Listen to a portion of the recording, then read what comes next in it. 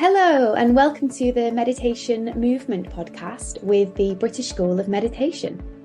In this podcast, we will share all things meditation, including showcasing the wonderful work that our register of meditation teachers are doing all over the country and further afield in helping so many people benefit from this amazing practice.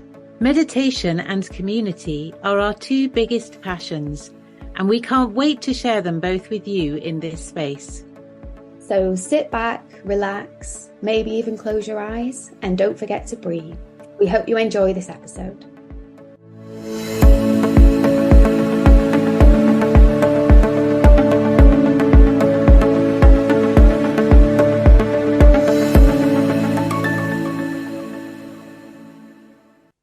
Hello, and welcome to the Meditation Movement podcast. I am here today with Sharon Johnson from VW Counselling and Meditation, and really happy to be chatting with you, Sharon. How are you? I'm excited to be here. Thank you for inviting me. No, you're welcome. Thank you for coming on and having a chat. So, Sharon, just to go through your amazing CV, or the long list of things that you're currently doing at the moment. So you're a person-centered counsellor, an EFT master practitioner, a mental health first aider and trainer, and you're currently bringing meditation into your private practice, and you're also going into schools and delivering online courses to teach meditation as well. And we're going to chat about, other upcoming things that you've got going on. Have I missed anything out there? No, that sounds about right. There's a lot going on. Yeah, it's incredible. I'm really excited to have a chat with you and delve deeper into these different aspects. So before we do, go into the amazing work that you're doing within the community with meditation and other modalities that you're using, can you just give me a little bit of information or about your meditation journey, why you started to practice? Because I think, that can be really helpful for people to hear as well. Yeah, well, I guess it's for me as a person-centered counsellor, that one of the first things we're taught is self-care. And when lockdown hit, it was just, that was it. All of my self-care that I had been using for 7 years, I guess, at that point, was going away in my motorhome, socialising, festivals, the gym, and all of that. Lockdown took all of that away. And couldn't go into schools and work, so we wasn't getting that connection with people, and I really felt that.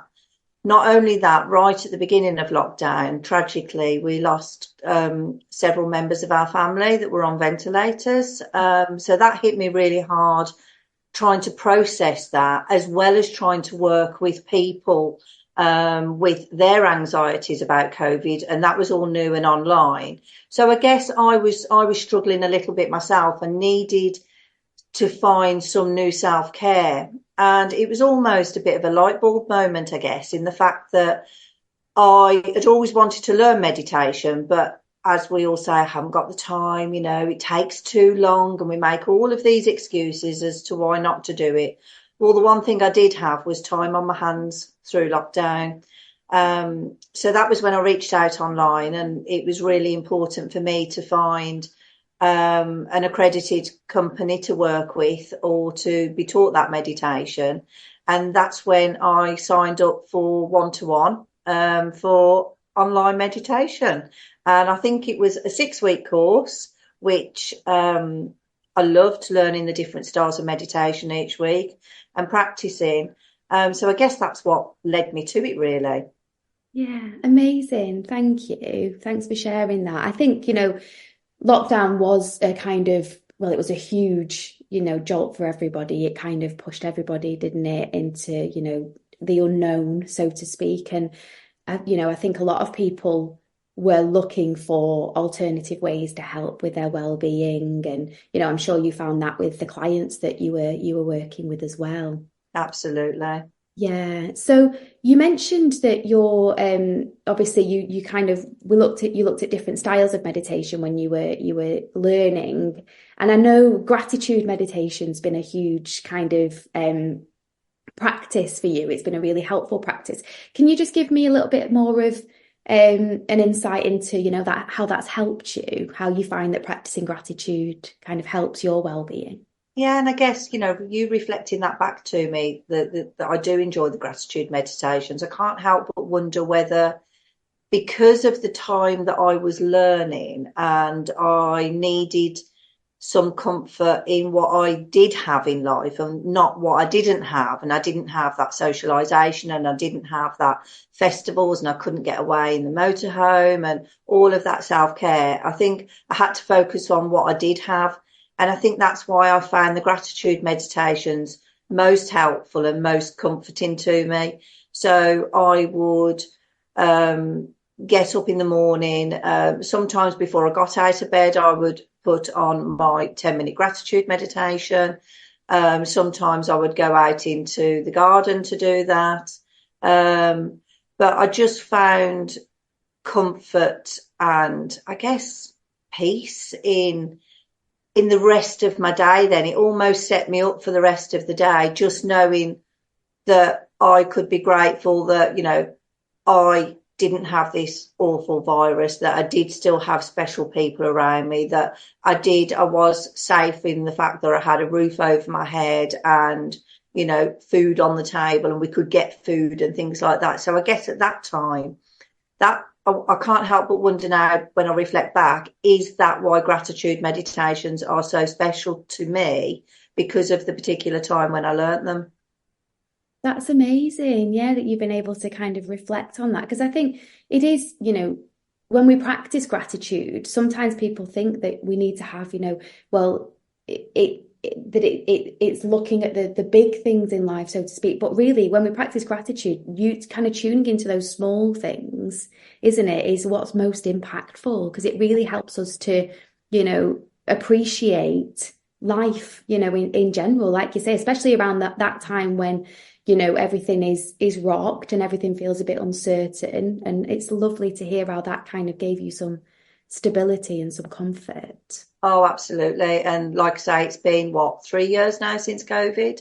And since then, through lockdown, I've moved, and I have moved slightly out of town. So I'm a little bit more rural. So I drive down a beautiful lane coming into our home.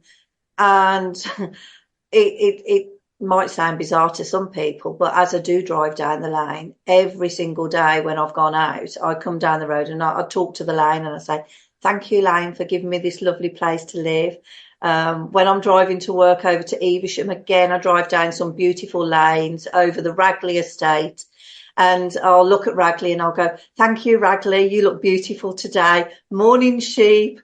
Hello, birds. And I tend to play more meditation music or sort of sounds driving to work, rather than listening to the radio, because I find when we're listening to the radio, we're not present in that moment. Yeah. So I've become a lot more aware, and so when I'm driving, I am listening to bird sounds and things that relax me and make me feel good. And I talk to all the animals and the road, and thank everybody for everything, for getting me, and my car, who I call Black Beauty, and say thank you for getting me to work today. And I just find it very grounding and very comforting, really.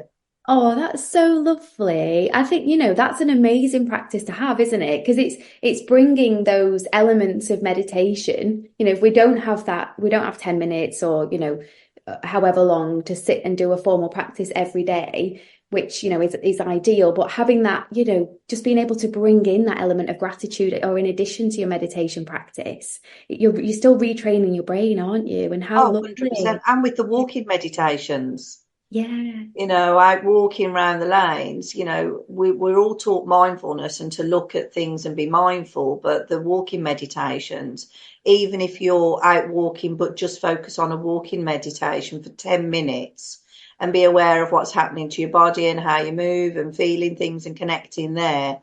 Again, we don't just have to sit somewhere and do that. We can do it while we're out and about. Yeah, which is fantastic. Fab. So, you trained again. When did you train with? When it was during lockdown, wasn't it? It was lockdown, so that would have been 21, I think. 21, yes. Yeah, it was. Probably April, May 21. Yeah, yeah, fantastic. So can you just give me a little bit of an insight as to what what was your deciding factor to make that transition into teaching this? After learning meditation yourself, why did you then decide, I really want to teach this? Oh, it was easy. I think I just as soon as I learned the benefits of meditation and could see how I felt different, and then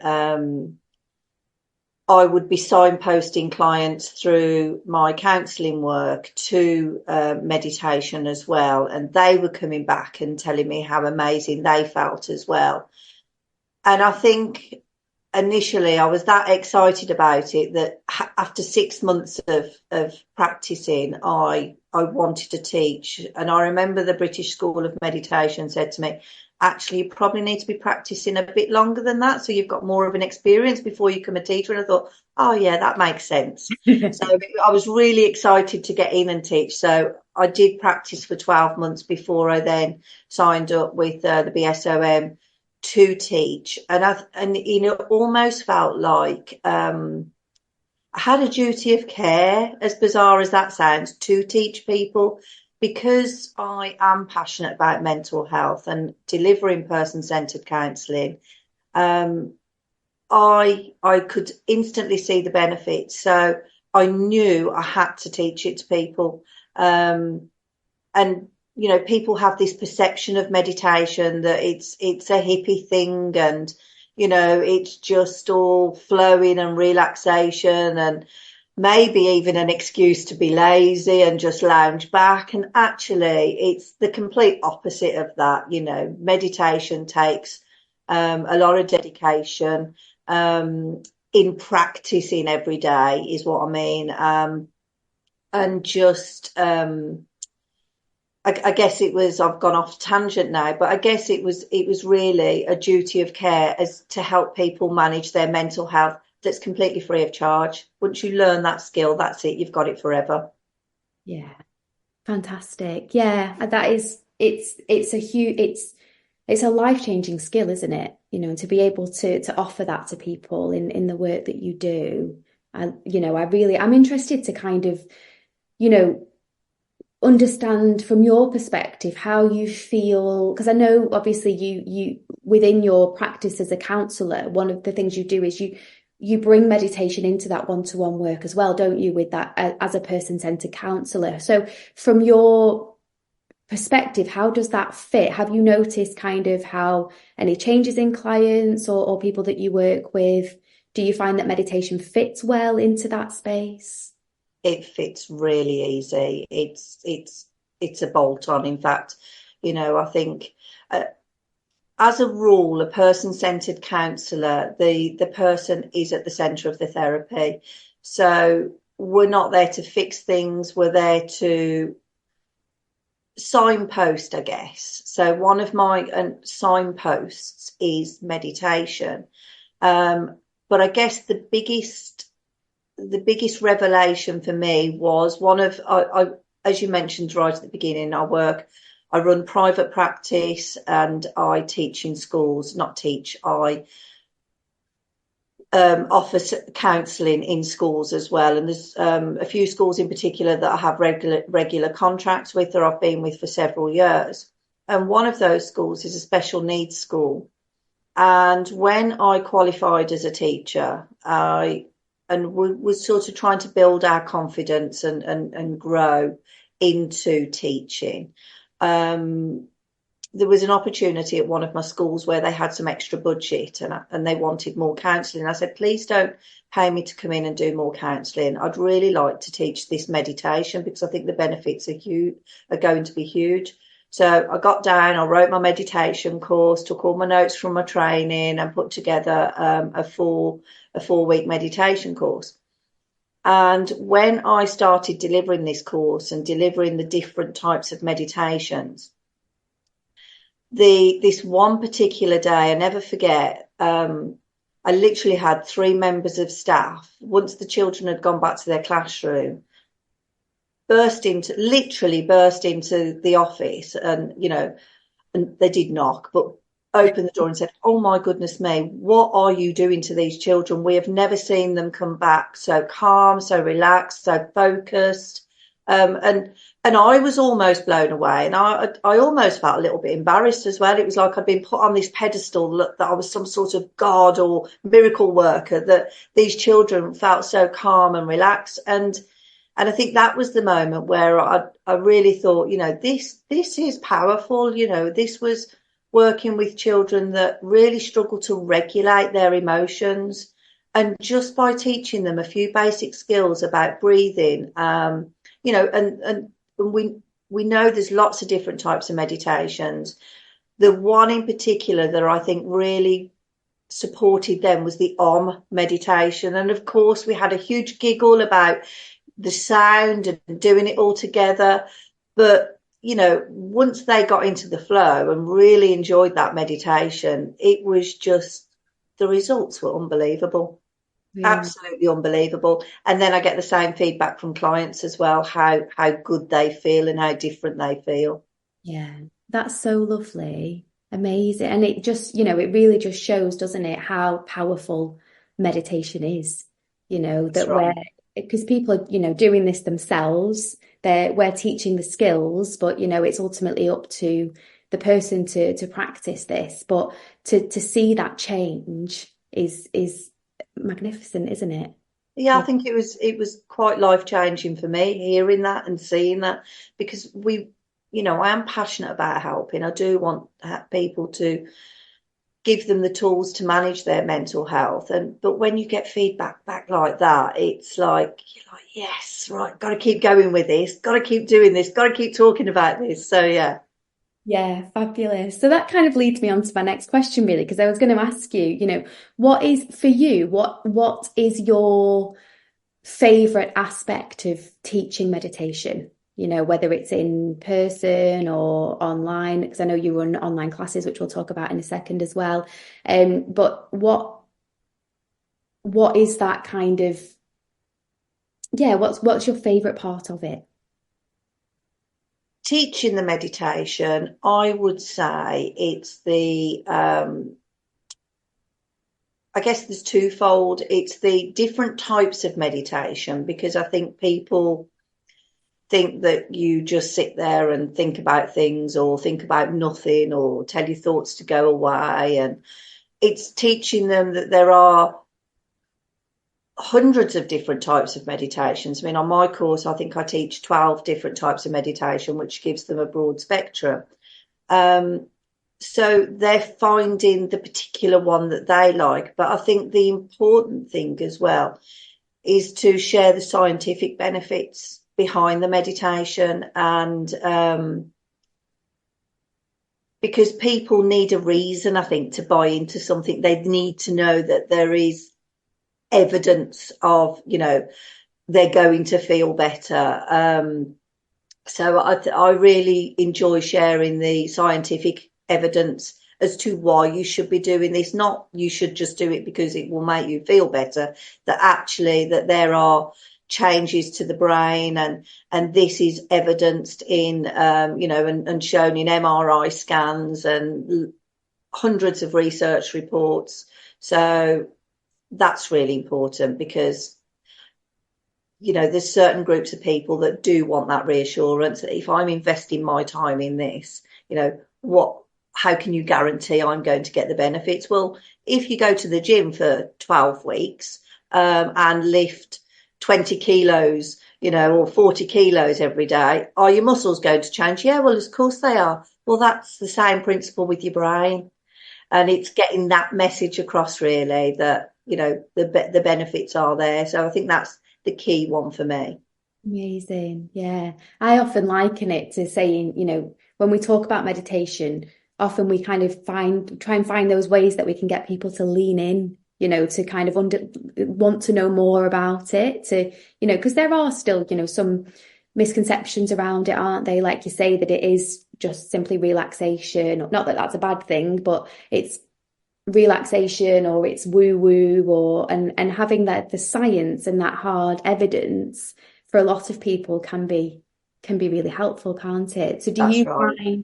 do you find that that kind of encourages people to really take this on board and want to practice more in their everyday? Yes, and not to be gender specific, but particularly men, I think, need that evidence. Women tend to, um, buy into that a lot more because they're running around, after the kids and looking after everybody, and they don't need much of a reason to sit down and relax. So somebody says, right, sit down here, as long as they're sitting down and feeling relaxed, the benefits, that they're okay, they're feeling that. But I think particularly men, again, this is all in my experience, I'm not generalizing, it's as a person-centered counsellor. And even you mentioned I'm an EFT practitioner. Even for men, when I'm teaching EFT, I have to say, look, we're going to giggle, you're going to have a laugh, you're going to think it's really funny at first, tapping on yourself, and you think it's crazy. But when they experience that, they're blown away. They're like, oh my God, what have you done to me, Sharon? Been in a big hypnotherapy session. But, I think to get them to buy in, the evidence is really important for them. Well, like I say, people I've worked with. So yeah. Yeah, amazing, fab. That's really, you reminded me of it. I was teaching EFT because I'm an EFT practitioner as well, as we've talked about, and I was teaching it to my partner a few weeks ago, and he was doing the tapping, and we were working on an emotion, and he turned around and went, what are you doing? What is this? He does it a lot with meditation, like, oh, it's amazing. And you just think, do it more. But You want to shape them. And you're saying about men, my own partner, and I think when I was practicing myself, I didn't sort of involve him so much. But when I was teaching and learned loads more about it, I was like, right, come on. Right, I'm going to be teaching this now, so you've got to do this with me. And he was like, oh, okay then. So, on a Saturday morning, we'd both sit up intentionally he'd say, oh, I want to lie down and do it. No, because you'll go back to sleep. So sit up and be intentional. So to appease me, he started joining in. And then after that, most mornings then he'll say, are we doing a meditation? Or, sometimes I'll wait for him to go to work, and then I'll say, oh, you're going to join me this morning? He'll say, yeah, come on then. So, that was really lovely, because obviously he was feeling the benefits, and he wanted then, to build that into his routine in the morning. And I noticed that when maybe he's gone to work early, and there's weeks where he hasn't practiced, and I can really see the difference in him. He's a bit more agitated maybe, and not as relaxed, but it definitely changes people's lives. Oh, how lovely that you're able to share that experience as well, and that's been part of your journey. Yes. That's really lovely. Fantastic. So you've mentioned, your work as a counsellor and bringing meditation into that, and the impact that you see with clients, and also, your work in schools. What else in terms of meditation? How else can people work with you? Is it courses that you offer? Could you give Yes, so I do run online courses. So it's a 4-week online course that I run. We talk about the benefits on week 1. Week 2, we look at the scientific evidence. Week 3, we look at the history behind meditation, so where that's come from. And week 4, then we throw in all of those ad hoc meditations. So each week we learn two or three different types of meditation. Clients go away, they practice those, they come back, and we talk about that experience, how that's been for them. And it's really interesting to see how some people go, oh, that really wasn't for me, Sharon, I couldn't get into that one at all. Or some people say, oh my God, I loved that one, and I've shared it with my children, and and the children are getting involved. These people are coming on the course, and then they say, oh, I was up late last night, my child doesn't sleep.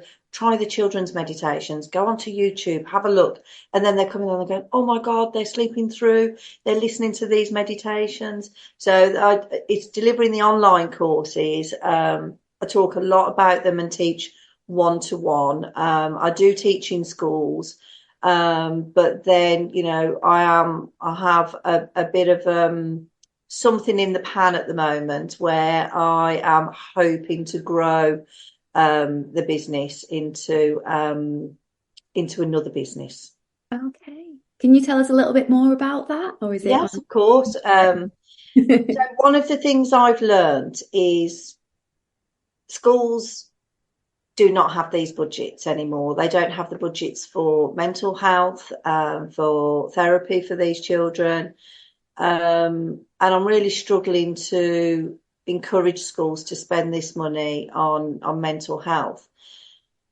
Now, in the past, I have worked for community interest companies, and the way that works is a community interest company or a charity can apply for local funding or lottery funding, and they are given a budget, but it has to be spent in the community. And a lot of the criteria for this is well-being. And I mean, what a great way to bring well-being to the community than to set up a CIC, community interest company. So a friend and I have got together to set up a business called Charlie Wellbeing, which is actually a combination of both of our names, which when Googled blew us away because it means everything that we stand for. Which is like wellness, balance, peace, harmony. So it was like the universe had brought us together to work together with this. So our plan is to set up a community interest company to apply for funding, so we can go into schools, we can go into care homes, we can go down to community centres and offer these services either for really minimum cost or free. And just go in and say, look, this is really important. We've got this funding. We need to spend this money, and start teaching people this well-being that they can use for life. And it almost feels, again, without sounding too corny, it almost feels like it's destiny. It's a calling. We've got to teach this. Especially when the name came and what it meant, and it was like, oh my goodness. So that's our next step that we're in the process of doing. So that's what I am calling the universe for, and hopefully as well, once we've got a website set up, we can get out to festivals, which I said is one of my self-care. And we can teach at festivals and things like that. So that's our plan. That sounds fantastic. Yeah, when you told me about the name, I had goosebumps. It's lovely, isn't it, when you get those little kind of messages of, you're on the right track. Those, coincidences, if for one to, there are no coincidences if you believe that. But yeah, I know, because the lady that you work with is a Tai Chi practitioner, I know you mentioned. That's right, yes. Yeah. She's Tai Chi. She's actually an occupational therapist. So she works with people that have life-changing either injuries or disabilities. And for her, again, one of the things, because obviously in that industry you need that self-care as well. So for her, she trained as a Tai Chi teacher to bring in that balance and peace and calmness for, again, people that are struggling, with their balance and things like that. And we're both very similar in, helpers. I mean, that goes in as an OT and a person-centered counsellor. We want people to feel better.